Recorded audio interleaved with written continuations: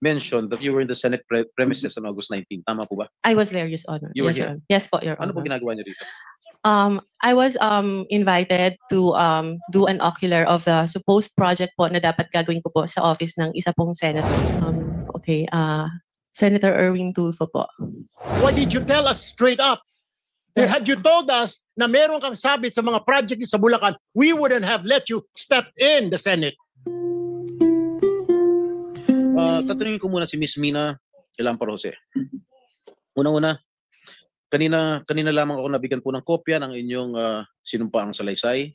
Meron lamang akong ilang katanungan upang malaman ng taong bayan ang katotohanan sa likod ng kasinungalingan ni Bryce Hernandez laban sa akin. Okay? For the record, ano po ang kumpletong pangalan ninyo? Your Honor, if I may, can I have please a short statement? I hope you will not deduct it from my time. Oh, hindi. Kasi yung responses hindi kasama. Go ahead, please. Yes, Your Honor. Yes, I am Mina Jose, and I am appearing before this committee in my personal capacity, and as a representative of WJ Construction. I came before this committee with humility and respect to share the truth. First of all, I thank the committee through the leadership of our chairperson, Honorable Senator Panfilo Lacson, for giving me this opportunity to explain my side. Today, I wish to clear not only my name, but also the name of WJ Construction and those personalities who have been unfairly dragged in this controversy. I wish to clearly state first that to the best of my knowledge, Beng Ramos is not and have never been a staff of Senator Jinggoy Estrada or any senator or congressman. I have known her only as a staff of the Blue Ribbon Committee, particularly the Broom. And as far as I know, Beng is a dedicated government employee who has never been involved in any controversy, especially in this anomalous flood control projects that Ade Bryce mentioned in the congressional hearings. And as for myself, I speak from the depth of my heart that I have never engaged in any illegal activity. I have never given nor received any money from any public official or government employee, including this Mr. Bryce Hernandez. Thus, I strongly deny his accusations, the baseless and malicious accusations he threw against me and WJ Construction during the congressional hearing. WJ Construction, which my partner and I have devoted decades of honest work to build, has always stood on the strength of its good reputation. We have completed numerous private and government projects, no ghost projects, no substandards. Our clients can attest to the quality of the work and the integrity with which we conduct ourselves. Everything I know and all that I can share in this hearing, to the best of my knowledge, have been fully narrated in the affidavit that I have submitted to the committee.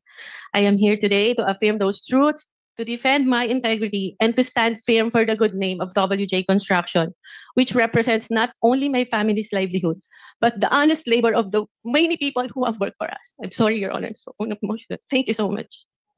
Thank you, Ms. Mina. Itong affidavit dated September 17, ito ba'y malaya mong ginawa at walang nagpuwersa o nananakot sa'yo para gawin ito? Wala po, Your Honor. Actually, I made the narrative myself and just asked my lawyer to please prepare it in a legal format. Okay. Kayo ba nangongontrata sa DPWH? Yes, Your Honor. Alright. Ang WJ Construction ay negosyo nyo. Tama po ba? Yes po. Kailan kayo nagsimula magnegosyo? Okay, Pumasok sa construction business. WJ Construction started po as sole proprietor when my husband was still single in 1998. And tuloy-tuloy lang po yung kanyang paggawa ng projects in both private and government projects. And in 2021 po, it transitioned into a one-person corporation. So, ano yung mga kontratang nakukuha nyo sa DPWH? Meron bang mga flood control projects? Meron po kami huling last ginawa na flood control in 2023 po. 2023? Yes po. Ano po lugar? Sa Manila po. Sa Manila lang? Yes po. Okay. Ilan yung mga flood control projects ninyo? So far yun pa lang po. Isa lang? Yes po. Magkano halaga? 24 million po, Your Honor. Okay. Sabi po ni Senate President Pro Temp Senator Ping Lacson in one of his interviews mentioned that you were in the Senate premises on August 19. Tama po ba? I was there, Your Honor. You were Yes, here? Your Honor. Yes po, Your Ano Honor. po ginagawa niyo dito? I was invited to do an ocular of the supposed project po na dapat gagawin ko po sa office ng isa pong senator. Sino po? Uh, Pwede ba malaman kung Your Honor, if I may, it was already stated in the affidavit po that I have submitted. And with due respect, sana po Not to name na lang po No, the no. good senator because he's not really involved naman po in Yes, I any know. of this. I know that Senator, I vouch for his credibility and Opo. integrity also. So, yung ba ang unang pagkakataon mo na pumunta kayo dito sa Senado? Nagpupunta na po ako dito in the past, Your Honor. In the past, Opo. anong ginagawa niyo in the past dito? Matagal na po yun, nung senator pa po yung ninong ko, si Joker Arroyo. Kasi po, bumibisita po ako sa kanya and yung mga kaibigan ko po sa Broome. So, sino-sino mga pinupunta? Senator niyo? Jinggoy, in fairness to all the senators, not only those present here, I would suggest that Ms. Jose or Mrs. Jose should identify kung kaninong office ang nagpunta. Okay, Senator Erwin Tulfo po. Ano po naging sadya niyo sa office niya? Meron po kasing problem yung terrace ni Senator Erwin na binabaha po siya, lalo po pag umuulan. So, ako po yung na-refer na contractor nung staff niya na kung pwede po tingnan namin gawa ng solusyon and mag-suggest po kami sa kanya. Yes, Mr. Chair. The permission of Senator Estrada? With the permission of His name Senator. has been mentioned. I think we owe it to him. No? Mr. Chair, the only time that I learned of the Double J construction was through a staff of mine na recommended me this group to fix my veranda on the 5th floor, Mr. Chair. But when upon learning her name was mentioned by Engineer Bryce, we immediately requested to cancel all contracts with WJ, where I specifically ordered to terminate our office refurbishment project with WJ. And also, that was on September 9, Mr. Chair. And then on September 11, I issued another memo asking for an incident report to all concerned employees, specifically the friend of the WJ Construction, Mina Jose. And on September 18, I passed an internal policy for gate pass and visitors pass requests na wala po muna kami natanggapin ng mga bisita because of that. Mr. Chair, this representation is willing to submit all the documents. The memo stated dated September 9, memo September 11, memo September 18, and of course the drawing submitted by Ms. Mina Jose for the refurbishment of my veranda on the 5th floor. Also, some contracts we're willing to submit for in this committee, Mr. Chair. Thank you.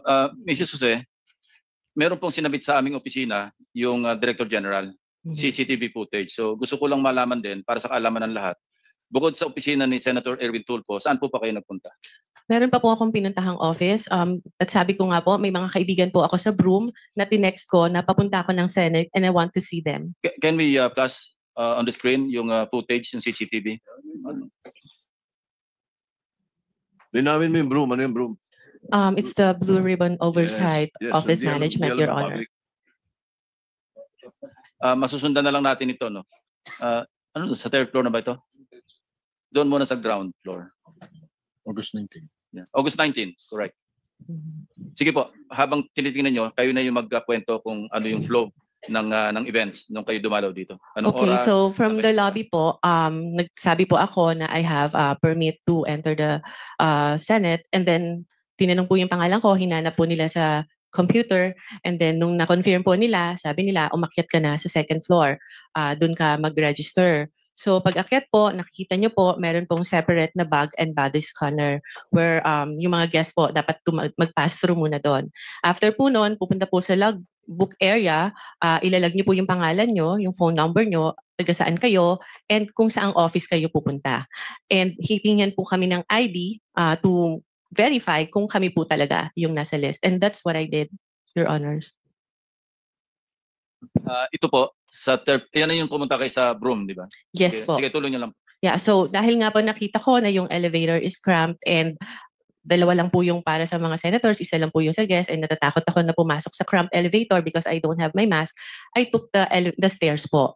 And dumaan po ako kay Beng, inuna ko po muna siya dahil sa totoo lang po, nakiusap po ako sa kanyang mag-prepare or mag-print ng sample proposal na i-attempt ko po sanang i-present kay Senator Erwin.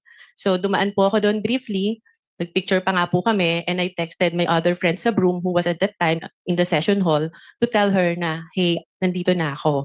So after po noon, umakyat na ako dahil nagagalit na po sa akin yung staff ni Senator, bakit daw po ang tagal ko, sandali lang daw po si Senator para explain sa akin kung ano yung gusto niyang gawin. So umakyat na po ako sa office ni Senator Erwin Tulfo. Mr. Chair, may I also add that we'll be submitting a screenshot of the text message between my staff and Ms. Mina Jose.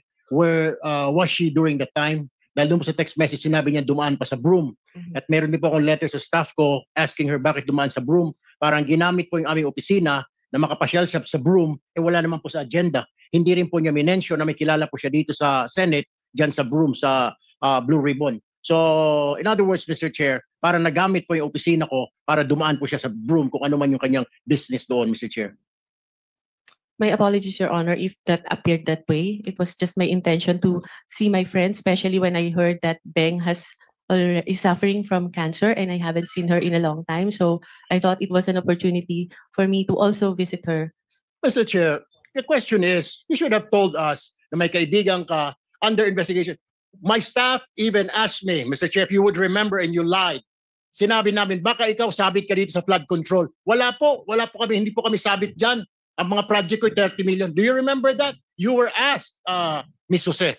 Yes, Your Honor, because I am of honest belief na wala po talaga kami. You were not, bakit nababanggit ang pangalan mo dito ngayon? Eh meron ka palang kinalaman dyan sa mga proyekto sa Bulacan na yan. Why didn't you tell us straight up?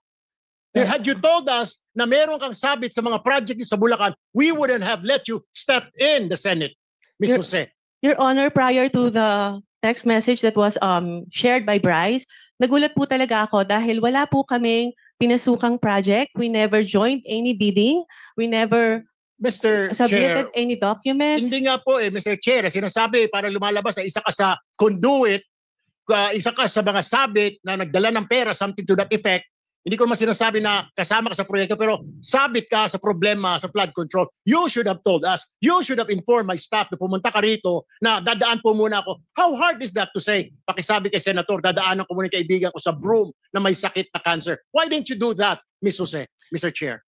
Your Honor, I don't think Senator Erwin is privy to the conversation with the staff Yes, to whom I have mentioned before. Senator this- Erwin, please no. I think si Bryce was the one who made that assertion, Yes, Your Honor. implying that WJ/Beng Ramos ay magdadala ng obligation. Can you clarify that? Ano yung obligation na sinasabi mo? Yun po yung yung sa proponent po nung project na ibinigay po ni Boss Henry sa kanya. At yung regarding naman po dun sa pagdadala ng obligasyon, meron po akong follow up na magpapatunay na What exactly did you mean when you said nung ka sa house, yung obligasyon? Ano yung obligation na yun? Pera? pera po. Para kanino? Lagay? Ano yung context ng obligation? Pera po siya para sa proponent. Ano yung sabihin? Lagay para sa proponent? Yung advance po. Opo. Advance para yung sa parang proponent? bayad po para dahil nakuha na yung project na yun. Mrs. Jose? Your Honor, I don't know what he was talking about because the context of that message is about giving him documents for a supposed po dahil hindi natuloy na joint venture. If I may, Your Honor, in my affidavit. Wait for a while. And pag sinabi mong proponent, you were directly linking Senator Jinggoy, di ba? As the proponent. Ay, hindi Kasi po. minention mo Beng Ramos na sinabi mo, stop siya ni Senator Jinggoy. So Yeah. that was the implication. Pag sinabi mong magpapadala o ipapadala yung obligation sa WJ, Beng Ramos, and then nung tinanong ka, sino si Beng Ramos, stop ni Senator Jinggoy, di ba? Yes po. So yun ang in-imply mo na yung obligation na sinasabi mong para sa proponent ay para kay Senator Jinggoy. Hindi po, Your Honor. Ano yun? Sino yung proponent ngayon? Ibang project po yung hindi po Eh, galing kay pinagtugtong mo Senator kasi eh. Jinggoy. Anyway, sige, please continue, Mrs. Jose. If you remember po dun sa shinare niya na text message, nagpakilala lang po ako na Mina WJ Construction, Beng Ramos, for him to know na nakuha ko po yung number niya kay Beng Ramos. And nag-usap po kami, nagpakilala ako as contractor, nagtanong po ako sa kanya kung ano po ba yung, to have an overview kung ano po yung mga projects na meron po sa kanilang district nung sinabi niya po na siya ay taga Bulacan. So nung sinabi niya po, Ito yung thread ninyong dalawa. Sige, tuloy mo lang. yes po. Nung sinabi niya po na mostly flood control, tinanong ko po kung ano po yung category na required nila. Ang sabi niya po, at least small A. Sabi ko po sa kanya, hindi po pala kami pwede because our flood control category is only small B. So baka hindi na po kami tumuloy. And he suggested po na pwede pa rin naman through a joint venture agreement, which is naman po normal na kalakaran sa construction sa DPWH na if you want to participate in a project na hindi ka qualify, you can do a joint venture with a license na qualified po doon. So our agreement was that. But sa kanya po, bibigyan kita, ipapakilala kita doon sa contractor na qualified, but all the expenses, sabi niya, for the processing of the joint license agreement will be for your account. So ako naman po nag-agree, no? And yun po yung conversation namin. Nasabi ko, sige, ipapadeliver ko dyan yung mga document through my staff. And I have to know pa po kung sino yung taong kausap ko. Kaya medyo, ano pa rin po ako medyo cautious pa rin po ako. I want my staff to go there para makilala po siya at kung sino yung contractor na sinasabi niya. Mr. Chair, may Mr. Chair? I interject? Mr. Chair, Yes, Senator with the Marcoleta. permission of Senator. Bryce, nung nag-testify ka sa House, matibay yung salita mo na si Miss, ano pangalan? Mina po. Mina, ay magdadala ng pera sa proponent. At ang binanggit mo sa House, si Senator Jinggoy. Di ba? Sa House. Your Honor, nakalink lang po na ang pakilala kay kay Ma'am Mina and Ma'am Beng is staff po ni Sen Jinggoy, pero hindi po specifically sinabi ko na yung proponent is para po kay Senator Ayun, Jinggoy. malinaw ngayon, ina-attribute mo lang bale kay Senator Jinggoy dahil stop niya si Beng, tama? Hindi po, ibang projects po yung sinasabi ko na nakatag po kay Senator Jinggoy, hindi po yung specifically noong 2022. O iba na naman ang sinasabi mo. Ito munang isa-isa lang. Nag-iiba ka na naman ng ng salita. Excuse Sa me, House- with the, Senator Marcoleta, with the indulgence of the other members, we are suspending the one follow-up question because of the sensitivity of this issue. Okay. We want to resolve this and get to the bottom of this. So, with your indulgence, baka pwedeng suspend natin yung one follow-up question. Mag-freewheeling muna tayo. Sandali. Thank you. Thank you, Mr. Chair. So, pero malinaw, merong magdadala, sinabi mo. Ang magdadala si Miss Mina, tama? It's either Miss Mina or Beng Ramos po. Pero merong dadalhin, di ba? Yes po, Malinaw na malinaw yon. Walang Opo. problema doon. wala pong problema Ngayon, doon. sinabi mo na hindi naman pala si Senator Jinggoy. Specifically, hindi po si Senator Okay, Jinggoy. kanino kaya yon? Proponent lang po ang sinabi sa akin ni boss. Sino nga? Sino yung proponent? Wala, naka-blind po ako doon kung sino pong proponent po. Blind siya kung sino proponent, pero nung nag-testify ka sa House, tahasan sinabi mo, ako at si Senator Joel Villanueva ang pinangalanan mo. At Opo, sinabi mo rito, sabi ni Congressman Ridon, sorry, excuse me, before proceeding, can we state for the record again who is Beng Ramos? Ang sagot mo, she is the staff of Senator Jinggoy Estrada po. Sagot ni Ridon, staff of Senator Beng Ramos is a staff of Senator Jinggoy Estrada. Ang sagot mo, yes po, Your Honor. Hindi ko siya naging staff kahit kailan, simula nung pumasok ako sa Senado noong 2004 up to the present. Hindi ko naging staff si Beng Ramos. How did you come to that conclusion na naging staff si Beng Ramos? Your Honor, si Boss Henry po ang nagpakilala sa akin. No. You answer my question directly. How did you come into that conclusion na staff ko si Beng Ramos? Si Boss Henry po ang nagsabi sa akin na staff niyo daw po si Beng Ramos. Paano malalaman ni Alcantara yan? Mr. Alcantara, can you confirm his statement? Respectfully deny, Your Honor. Hindi ko nga po kilala itong yung pangalan to, Mina. At yung Beng Ramos po, alam ko po, nung nagtatanong nga po ako, sila po magkakilala niya, taga Santa Maria po yan . Hindi ko naman po personally kilala po yan . So, Every time na lang po sa akin lagi yung turo niya. magkababayan kayo ni Beng Ramos? Ngayon ko lang din po nalaman, Your Honor. Alright. Meron ka pa sinabi, sa House, this was the time na meron pang project na binigay si Boss Henry Alcantara kay Miss Beng Ramos through Miss Mina of WJ Construction. So, yun po yung ginamit na license or contractor at nandyan po yung pag-uusap kung kailan pa po magdi-deliver ng obligasyon dahil kailangan po ni Boss Henry. Okay? Oh. Ano ibig sabihin niya? Ito po yung binigay nga po na project ni Boss kay Ma'am Contractor, kay Ma'am Mina, / Ma'am Beng Ramos. I thought, kilala mo ba Mr. Alcantara si Mina? We never met po. Ngayon ko lang po siya nakita. And I swear, alam po ni Ma'am Minang, hindi po kami Miss Mina, nagkikita. kilala mo si Engineer? Hindi po, Your Honor. Anyway, Kahit po si Sir Bryce sa Yeah, sino phone ko lang. nagpakilala sa iyo kay Bryce? Binigay lang po sa akin ni Beng Ramos yung number niya. So over the phone lang po kami nag-usap. Okay, so kinontak mo na siya on the Opo. basis of the, yeah. Opo. Thank you. okay, just to pursue further, no? Miss Mina, ni minsan, hindi ka nagpunta sa tanggapan ko, sa opisina ko. Tama po. Hindi po. Never tayo nag-usap at ngayon lang tayo nagkakilala. Tama po ba? Ngayon lang po. Ipinatawag ka sa hearing na ito dahil nabanggit ang pangalan mo at yung WJ Construction sa testimony ni Bryce Hernandez sa Kongreso noong September 9. Tama po ba? Yes po, Your Honor. Okay. Ito pong text message na inilantad ni Bryce Hernandez doon sa House hearing. Okay? Natatanda mo ba itong text message na ito? Yes po, because I still have that in my Ikaw phone. ba nagpadala nito? Ako po. Ikaw? Ako po. Bakit Beng Ramos ang nakalagay doon? Pinanood ko nga po yung hearing ng congressional and it appeared po na to Bryce, ang ka-text niya po ay si Beng Ramos. So, anong Bakit Beng Ramos ang nakalagay rito? Kasi po ang pakilala ni boss sa akin is Beng Ramos is staff niyo po, hindi naman po si Mamina. Si Beng Kaya- Ramos ang staff ko? Opo, yun po ang sabi niya sa akin. Sabi nino? Ni Boss Henry ko po. Paano niya malalaman? Hindi naman kami nag-uusap niya. Paano niya malalaman staff ko si Beng Ramos? How will he know? Hindi ko rin po alam. Yun lang po ang sinabi sa akin ni Boss Henry. Kaya po Alam mo, nagkaroon po kami ng connect ni Alam mo, Ma'am Beng Ramos tsaka si alam mo, Mamina. Mr. Bryce, masyado ka na nagsisinungaling eh. Anyway, so, ang pagkakaalam mo, sino nag-text sa'yo nito? Si Miss Mina o si Beng? Ayan po. Nakalagay po pala yung akala ko po, si Ma'am Beng Ramos. Pero si Mamina ng WJ Construction po. Okay. Ito, nangyari ito December 10, 2022. Just for the record. Tama po ba? Opo, Your Honor. Sabado to, Sabado to, December 10, 2022. Kaupo lang namin mga bagong senador nun. Okay? Senator So- Jinggoy, Yes. with the, Yes, please. Mr. Chair, Go ahead, please. interjection lang, Senator Jinggoy, kung baka pwedeng to give clarity, saan yung Beng Ramos na yan? Paupuin natin dito. Mr. Chair. Yes. I have conferred already, if I may, I have conferred with the chairman of the Senate Blue Ribbon due to humanitarian reasons because she is suffering from stage 4 cancer. So, kawawa naman. We decided against inviting her because she's undergoing chemotherapy.